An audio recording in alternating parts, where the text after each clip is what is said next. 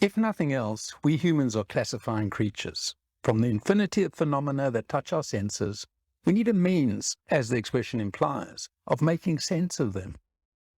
Welcome to The Systems Thinker, a video series to help you know the whole, focus on the constraint, and reach your goal. The trouble is, by reducing any and everything into the smallest box in which it can fit, we tend to lose sight of the whole. What if we had one big category called work, and we defined that category as anything we do to turn our intention into reality?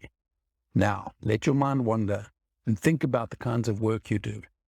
At the highest level, you might have a vision that you'd like to make real for yourself, your family, your community, even your country.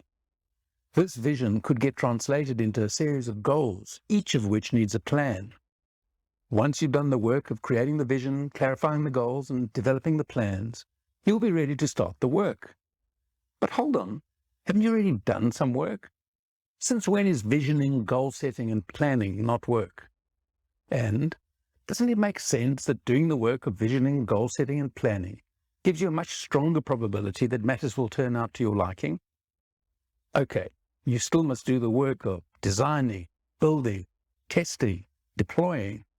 You'll need to do the work of assessing if what you did keeps you on track to achieving the goals you set. If not, you'll have to learn what corrective work you still need to do to keep you true to realizing your vision. In the end, it's all work.